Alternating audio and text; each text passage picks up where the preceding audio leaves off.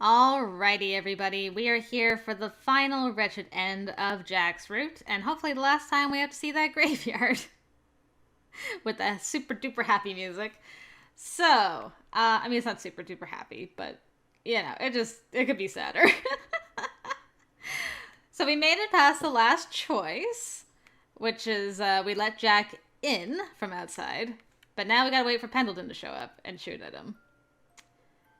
Because that was an easy bad end we avoided the first time around. When someone's shooting somebody, you don't stand in front of the bullet. Unless you're like, a demon lady, like Chizuru. Then maybe. But Emily is just a normal human, so... Watch out! I jumped between the two before the bullet had been fired. A sudden flare erupted from all points. Faster still than the bullet's screech was a pain that spread through me. Pendleton, I am so sorry you had to shoot your maybe daughter. As my vision grew dark and my body collapsed, the seconds distorted into hours from my vision. The strength was leaving me rapidly. With every pump my heart labored, parched for life. The blood sputtered hopelessly over my wound. My lady! Why? Pendleton had caught me in his arms before I could hit the ground. I'm sorry. Before I knew it, Why did you protect him? Why? Why? Why risk your life to defend the likes of Jack the Ripper? You're the head of this family. Forgive me. I was sheltered. I'm an ignorant, stupid girl. You were the reason I met Her Majesty. And the reason I could attend school. I met Jack because of you. Saw the darkness beneath London. I was finally seeing the world for what it was. My lady! I'm sorry. I have to go now. Mother and father are waiting for me.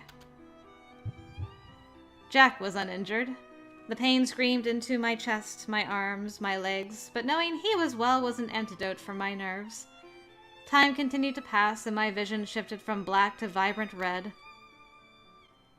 Will the Ripper murders continue? Just who is he? Why is he doing this? And who was coming to kill me? Help me. I don't want to die ignorant. I want to warn the servants what Jack said. They need to run. It's much too dangerous here. There was so much I wanted to say. If I didn't do it now, Jack would remain forever guilty in the eyes of the people. I needed to speak.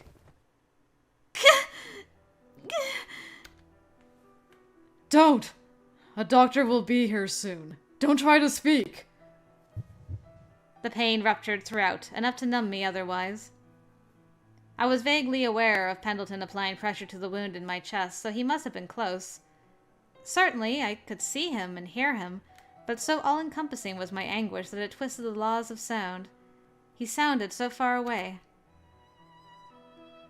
Pendleton. Run. Hurry. Don't speak! Please, I won't be able to stop the blood! I had never heard my ears ring with so much grief. I wished I could shout. I wished to tell him to run far, far away. To tell him that Jack was not the Ripper. That he was here with pure intentions. I need to tell him. But I can't. I can't. My head thudded so sharply that my vision slipped out in and out of darkness. To think weighed down the pain. The more I tried to organize my mind, the more haphazard and indistinct it became. I tried to say something one last time. Goodbye. Thank you. You don't know how ridden with guilt I am now, Jack. All the times you've spared a moment of worry for me, and the effort was worth nothing. Everything within my sights was blurred, to which I could scarcely make out Pendleton's face close to mine. Or I supposed it was. Colors soon mothered colorless, and shapes altered themselves into something vague. The pain assaulted me doggedly with every strained breath, and sight melded into something that made it impossible to tell what anything was. I could only remember the truth was out of my reach. Am I going to die knowing nothing? Unable to do anything? I'll never know how Mother and Father were killed, will I? And... This was too difficult. And... what else was there? A sense that it was finally my time had brought a calm to my bones. I never thought the Whiteley name would end with me. The pound of my heart became less so. My agony was sated. My consciousness was the first to leave.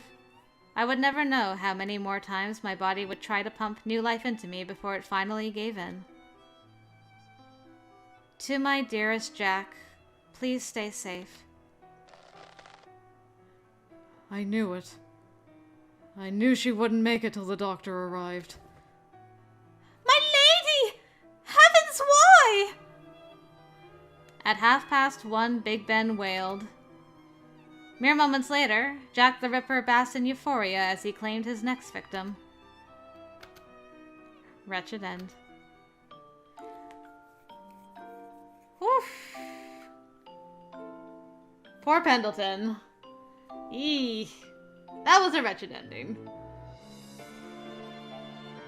Man, Emily hangs on to consciousness about as long as Chizuru with a lot of thoughts at the end. Poor Pendleton. And I guess Jack just left? What happened to Jack? I don't know, these two don't seem very broken up when the person they love is just like dead in front of them. Oh, brother. Oh well, they still cute when they romancing though. And those wretched endings weren't as bad as they could have been. I've been through worse in my visual novel career, so it wasn't too bad all in all. But that is it now for Jack, so thank you guys very much for joining me on this. I hope you enjoyed yourselves. And now that we are done with London Detective Mysteria once again, it's back to Magical Diary, and it is a certain demon's turn. Mr. Damian Ramsey is going to rip out my heart and stomp all over it again. And even though I know he's going to betray me, I'm still gonna fall for his bullshit. I know I am. I'm gonna try not to this time. I'm gonna try. So anyway, if you want to watch me fail at that, then hopefully I'll see you over there, guys. Thanks again for watching, and until next time, I will see you later.